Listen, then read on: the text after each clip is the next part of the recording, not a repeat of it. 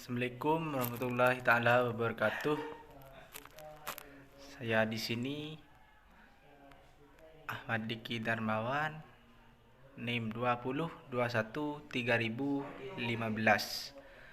kelas A semester 2. Saya di sini akan menjelaskan tentang mata kuliah probabilitas dan statistika.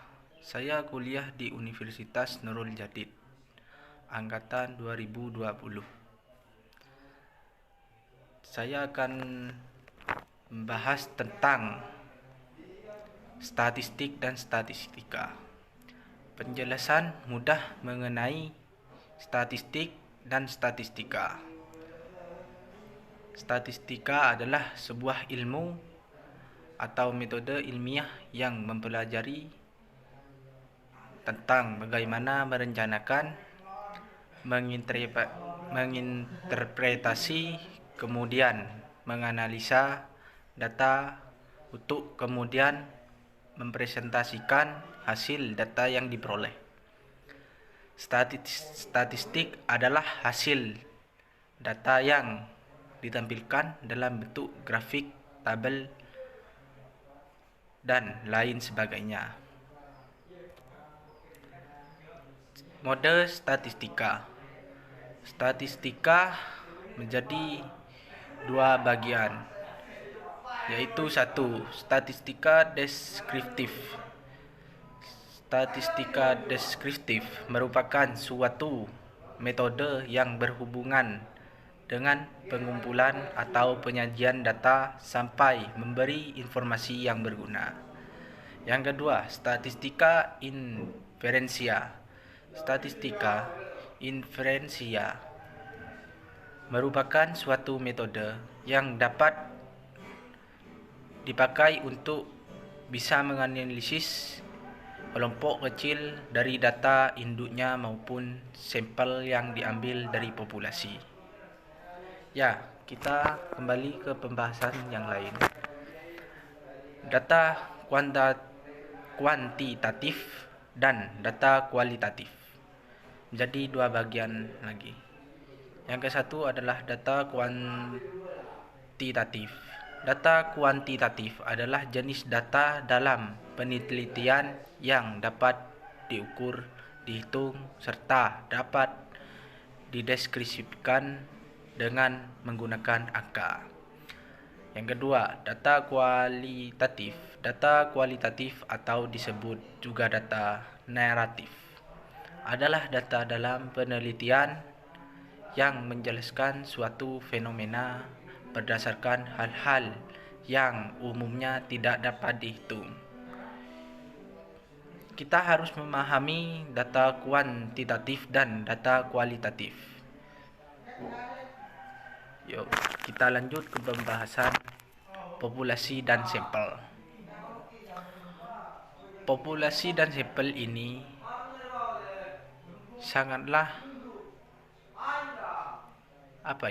di kalangan ini.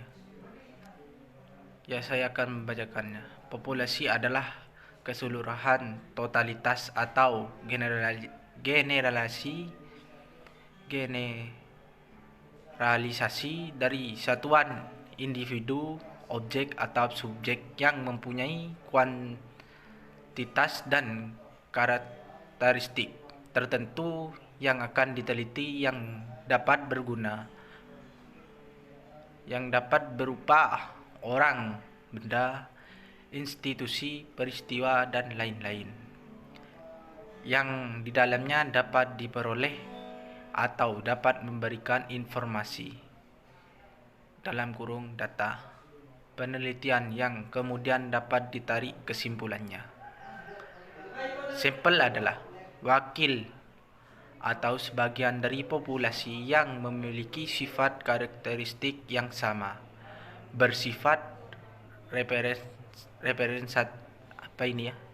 representatif dan menggambarkan populasi sehingga dapat mewakili populasi yang diteliti. Ya, sini saya akan memberi contohnya. Contoh populasi. Penelitian tentang motivasi peserta senam Zumba di Sanggar Batita berjumlah 100 peserta. Dan ini adalah contoh sampel. Contoh sampel mengambil 50 peserta secara acak untuk diteliti, untuk penelitian. Ya, kita ke pembahasan cara pengumpulan datanya ya. 1. Sensus adalah cara pengumpulan data apabila seluruh elemen populasi diselidiki satu persatu. Data yang diperoleh tersebut merupakan hasil pengolahan sensus yang disebut sebagai data yang sebenarnya. Ya, dalam kurung ini true value atau sering juga disebut parameter. Ya, saya akan memberi di sini ada contohnya ya. Contoh hasil sensus penduduk tahun 1981 memberikan data sebenarnya mengenai penduduk Indonesia yang jumlahnya itu menurut jenis kelamin, menurut umur, menurut pendidikan, menurut lapangan kerja dan agama. Dan sensus pegawai negeri tahun 1974 memberikan data sebenarnya mengenai jumlah menurut pendidikan dan menurut daerah pusat dan lain sebagainya. Dan juga sensus pertanian dan sensus industri yang masing-masing memberikan data sebenarnya tentang keadaan permasalahan pertanian dan industri ini. Yang kedua, sampling adalah cara pengumpulan data apabila yang diselidiki berupa sampel dari suatu populasi. Data yang didapat dan hasil sampling merupakan data perkiraan estimated value. Jadi jika dari 100 perusahaan hanya akan diselidiki 10 saja, maka hasil dari penyelidikannya merupakan suatu perkiraan. Dan di sini contohnya ya. Contoh, perkiraan jumlah karyawan, perkiraan jumlah modal, perkiraan jumlah produksinya, perkiraan rata-rata modal dan lain-lain. Kita harus mengetahui itu terlebih dahulu. Ya, kita kembali ke pembahasan penyajian datanya. Mengapa data perlu disajikan dalam tabel atau grafik? Ya, kalian belum paham ya? Ya. Saya juga belum paham. Mari kita pelajari bersama-sama ya. Inilah pembahasannya. Karena data yang telah dikumpulkan baik berasal dari populasi maupun sampel untuk keperluan laporan atau analisa, perlu diatur atau disusun ya, yaitu disajikan secara sistematis dan rapi, secara garis besar atau dua cara untuk menyajikan data, yaitu dengan menggunakan tabel dan grafik. Ya, kita di sini akan melanjutkan pembahasan macam-macam grafiknya ya. Di sini saya menggunakan grafik batang dan grafik lingkaran. Grafik batang, jumlah lulusan mahasiswa program S1 Teknik Elektro Unuja dari tahun 2009 sampai 2019. Ya, kita bisa lihat di sini datanya. Dari tahun 2010 mahasiswa Teknik Elektro mencapai 155. Dan 2010 mahasiswanya lebih meningkat dibanding dari 2009 menjadi 250. Kemudian di tahun 2011 mahasiswa Teknik Elektro Unuja mengalami penurunan sama halnya di 2009. Di 2012 mengalami kenaikan lagi menjadi 200. Dan 2013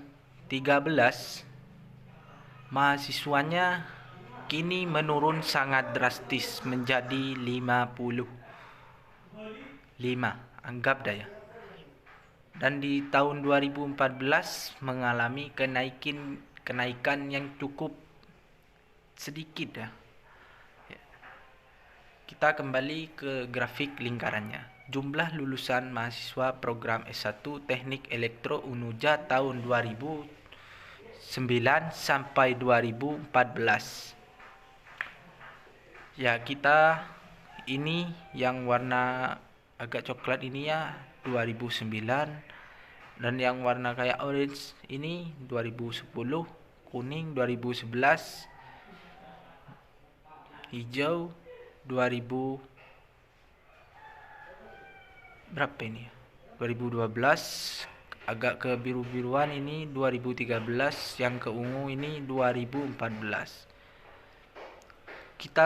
Inilah data grafik lingkarannya ya. Mari kita zoom. Di grafik lingkaran ini ya 2009 cuma 18%. Di 2010 25%, di 2011 17%, 2012 20%, 2013 9%, 2014 11%. Ini ya. Inilah hasil presentasi dari saya. Apabila ada kesalahan atau kata-kata, harap dimaklumi, dan saya ingin memohon minta maaf sebesar-besarnya. Wassalamualaikum warahmatullahi taala wabarakatuh.